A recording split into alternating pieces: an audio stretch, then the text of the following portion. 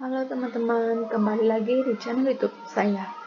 Baik teman-teman, di video kali ini kita akan menjelaskan bagaimana menginterpretasi hasil analisis regresi linier dengan metode OLS. Nah, untuk regresi linier ini kita akan menggunakan regresi linier berganda dengan metode dengan membuka hasil analisisnya. Di sini sudah saya buka hasil analisisnya ya teman-teman. Nah, di sini ada persamaan teman, dimana di sini ada persamaan YT sama dengan B0 ditambah B1 X1T ditambah B2 X2T ditambah B3 X3T ditambah B4 X4T. Di sini ada nilai-nilai B0 yaitu 136.34, di mana nilai ini teman-teman di sini, di mana nilai standar errornya itu ada 1746. Kemudian yang untuk yang X1-nya itu ini ada 12700.8, standar errornya 17.46. Kemudian itu yang B2X2 itu 63.464, di mana standar errornya 12.19. Kemudian di sini ada untuk X3-nya ada 2.5192, di mana standar errornya 2.410. Kemudian ditambah 47374, di mana standar errornya adalah 2.8629. Kemudian di sini jangan lupa kita tambahkan ET ya teman-teman.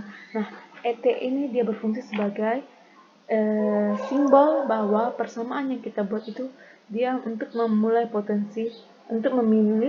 memiliki potensi lain yang dipengaruhi oleh variabel lain yang tidak dimasukkan ke dalam model. Nah, model yang kita masukkan itu di sini itu ada model X1, X2, X3 dan X4. Kemudian sini ada nilai R-square. Nilai R-square-nya itu adalah 09104, itu kita dapat dari sini teman-teman. Sini. Ini nilai R-square-nya adalah 09104. Nah, R-square itu dia merupakan indikator ketepatan model.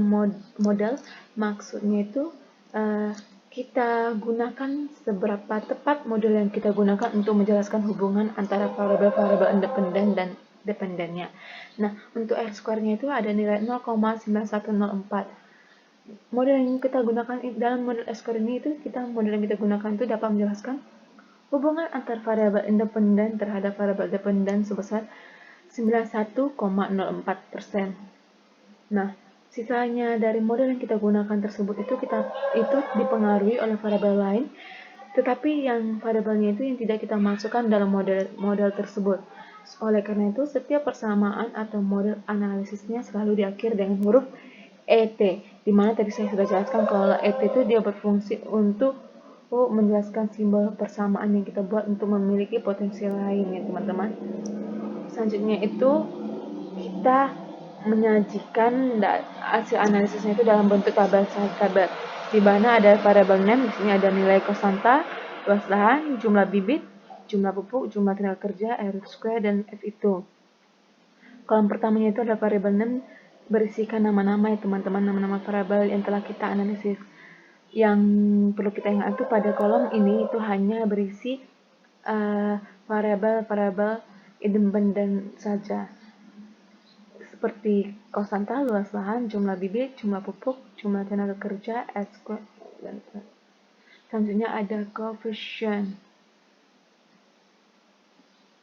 Coefficient ini dia berisikan coefficient, di mana coefficient ini berisi angka-angka hasil analisis yang telah kita lakukan pada analisis sebelumnya. Oke, langsung saja teman-teman. Untuk yang pertama itu di sini kita melihat ada nilai R-square-nya teman-teman. Nilai R-square-nya itu tadi kita gunakan untuk sebagai indikator ketepatan modelnya teman-teman. Kemudian selanjutnya itu kita untuk uji efeknya itu sekarang kita cari tabel CAF-nya, di mana sini kita cari terlebih dahulu ya teman-teman tabel CAF-nya. Sini kita buka terlebih dahulu. Nah, tabel CAF. Untuk tabel F ini di sisi atas dari dan kiri ada logo F1, di mana F1 ini ada angka 1 dan diikuti dari angka 20. Kemudian F2-nya ada angka 1 sampai 1000. Kemudian untuk halaman keduanya itu adalah halaman keduanya ini ada ini teman-teman, ada angka F1 dan F2. F1 itu DF penghilang, di mana kita dapat nilai dari jumlah variabel yang kita gunakan dikurang 1. Jumlah variabel yang saya gunakan itu ada 4 variabel, jadi yang dikurang 1 jadinya 3 teman-teman yang ini. Kemudian untuk F2-nya itu di mana definable didapat dari jumlah observasi, di mana jumlah observasi yang saya gunakan itu ada 30 teman-teman.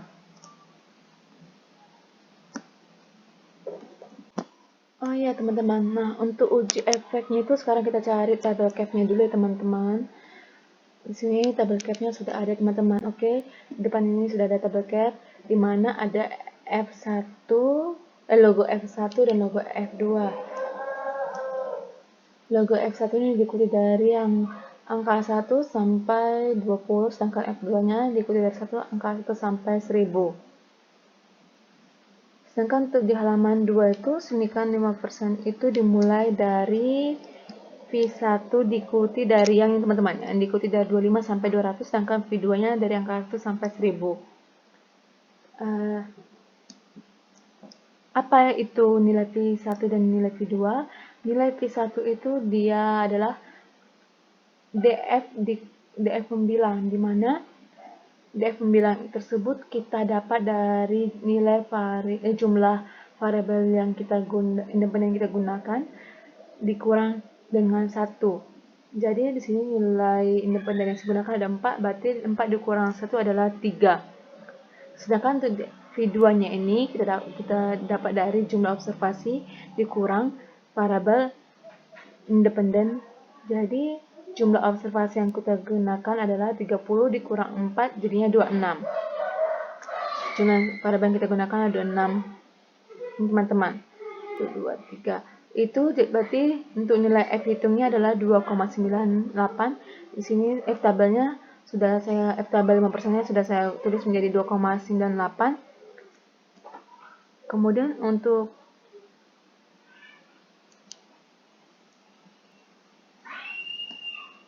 Oke, sini sudah saya tulis ya di bawah F hitungnya dan F tabel selanjutnya itu. Sekarang kita lakukan uji F berdasarkan nilai yang telah kita miliki tadi. Di sini kita memiliki nilai F hitung sebesar 63,535 dibandingkan dengan F tabel 5% sebesar 2,98, maka didapat hasil pengujiannya itu F hitung lebih besar dari F tabel sehingga tolak H0 dan terima H1. Artinya ketiga variabel independen yang kita miliki secara bersama-sama ada yang mempengaruhi variabel independen.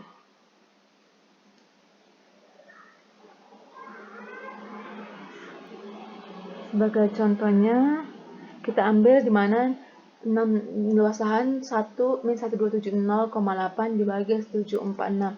Sini tidak perlu kita bagikan lagi karena sudah ada hasilnya teman-teman di sini rasionya.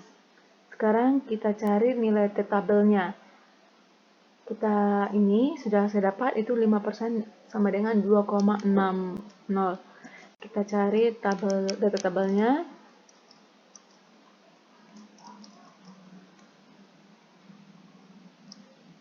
Ini tabel T-nya.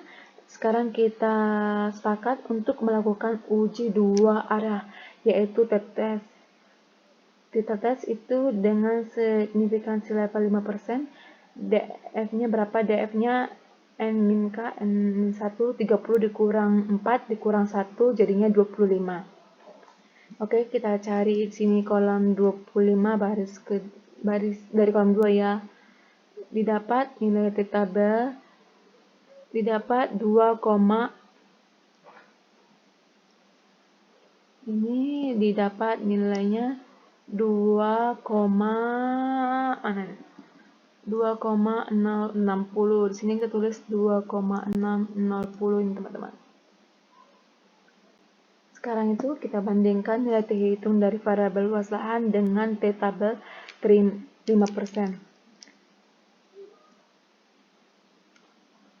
Sini saya masukkan, sini sudah saya masukkan teman-teman, di mana luas lahannya itu kita cari nilai luas lahannya dari hasil pembagian dari jumlah luas yang ini dibagi 1746 itu teman-teman. Sini ada 0,7280. Berarti di sini dapat dijelaskan bahwa min 0,278 itu berarti hitungnya lebih kecil daripada T-tabel sehingga dia menerima H0 dan menolak H1.